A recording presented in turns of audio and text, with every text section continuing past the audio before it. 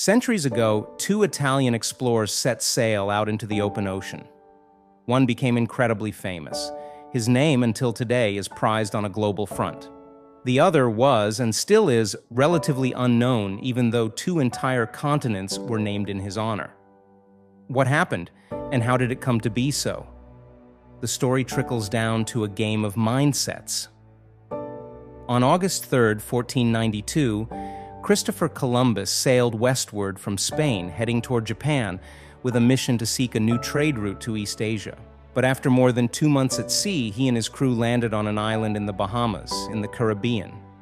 The Italian explorer thought he had reached an island off the coast of East Asia because the map that he was using, a 1491 map of the world which was created by German cartographer Henricus Martellus, told him so. Of course, he was wrong, but adamant in his belief that they had arrived at their intended destination, Columbus called the people he found there Indians. That's because he was under the impression that he had landed in the Indies, what in the modern world is known as the Indonesian archipelago. What Columbus didn't know, however, was that the map he was using showed the entire world as it was known to the 15th century Europeans at the time. The problem with this map? It had no empty spaces, no gaps, no room for errors and unknowns. It gave the impression that the Europeans had garnered a complete familiarity with the entire world, even though they had yet to set foot in some areas like the Pacific Ocean. Another problem with this map, it left out two entirely unknown continents that sit across the Pacific Ocean between East Asia and Spain, two lands that are known today as North America and South America. But as more and more explorers began to sail out on expeditions from Europe to America somewhere between 1499 and 1504, Italian explorer Amerigo Vespucci published texts arguing the possibility that the new lands that had been discovered by Columbus were not islands off the East Asian coast. Rather, they were lands that formed an entire continent still unknown to scriptures and geographers at the time. So, in 1507, convinced by Amerigo's arguments and using his letters as a guide, German mapmaker Martin Waldseemüller drew a new map and named the territory in Amerigo's honor, America. The irony of it all? Columbus, the man who actually discovered the Americas, was convinced that he knew the whole world. In his refusal to even consider his potential ignorance, he failed to spark his curiosity to consider other alternatives. Hence, the little-known sailor who had the courage to say, "Hold on, we might be wrong. There's a lot that we don't know here," was gifted the honor of having 2 of the 7 continents on Earth named after him. A few years ago, I used to act in a way that projected total arrogance, as if to indicate to myself and people around me that I knew it all, like I had it all figured out for myself. But it only took me a few months into my first ever entrepreneurial venture to realize this. I know nothing.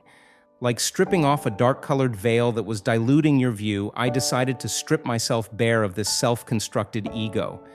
I stepped out of the cloud and I saw the light. That's when I learned about the Dunning-Kruger effect. It's a type of cognitive bias whereby people who are incompetent at something are unable to recognize their own incompetence in it.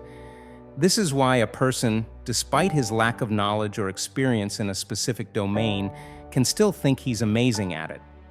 That's also when I landed upon the words of Confucius, the ancient Chinese philosopher, who once wrote, "Real knowledge is to know the extent of one's ignorance."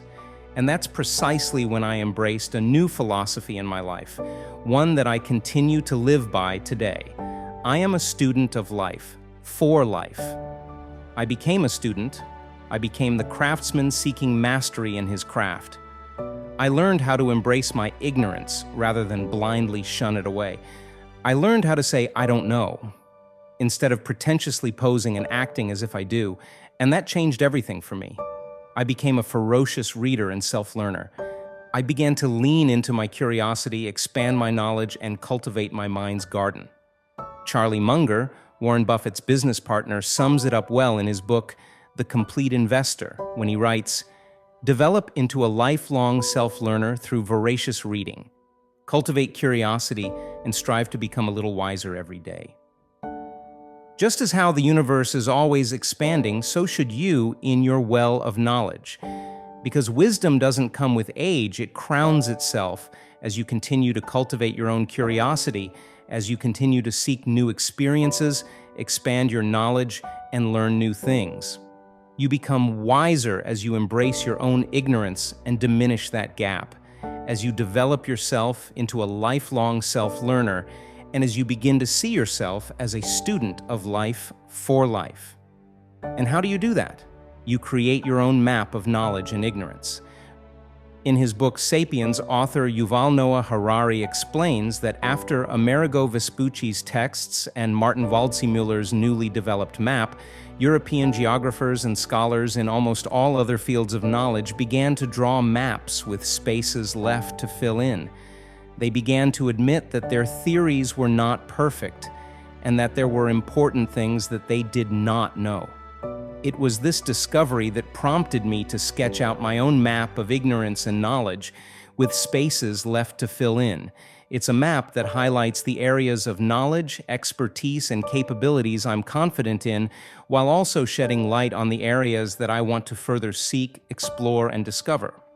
At its core, it's a simple visual representation of all that you know and all that you don't. It serves to remind you that you are a student of life for life, that indeed your knowledge is expanding, but so is your ignorance. For as you continue to learn, there will always be so much more for you to further explore. Hence, I named it the expanding map of knowledge and ignorance. Truth is, it's rare to exceed a level of mastery in more than one or two fields of knowledge. That's because mastery takes years upon years of practice and compounding knowledge. It's obvious, however, that our ocean of ignorance will be both far more extreme and far larger than our forest of knowledge. The good news, though, it's that the map is always expanding, which means that greenery spreads as you feed it with more knowledge. So here's why I think you should create your own map. It helps you identify your knowledge gaps in the areas that actually matter to you. What I loved most about this exercise is that it revealed to me the areas of my interest and gave me a chance to evaluate my own expertise in them. I didn't think of adding programming or furniture design to what I don't know because these topics don't interest me as much as space or Christian philosophy or emotional intelligence. It highlights your strengths. The closer you are to mastery, the more strengths you have in the specific area of discussion. It helps you understand yourself better by identifying the fields you wish to master and the ones you want to further improve upon or explore next. It gives you a holistic view of where you stand today so you can phase out the steps for what's ahead. There are two more things to note. You can theme your maps. For instance, you can have an entire map focused on building an online coaching practice. List out all the areas within that domain that you know well, and all the areas that you know you must learn, improve upon, or maybe even outsource. There's nothing fixed about this map. The elements are always changing. So, over time, as you delve deeper into the topics on the ignorance end, they will naturally shift into the what I know side. The scientific revolution has not been a revolution of knowledge. It has been above all a revolution of ignorance. The greatest discovery that launched the scientific revolution was the discovery that humans do not know the answers to their most important questions. That's what author Yuval Noah Harari wrote in his book, *Sapiens*. There's a plethora of knowledge waiting for you to be discovered. The way to tap into that is to ignite your personal revolution of ignorance. Kindle that flame and let it burn. Pick up a pen and create your own map. Fill its empty spaces with all the knowledge of what you know and identify all that you don't, all that you wish to learn and explore, and all the ideas you're interested in and curious about.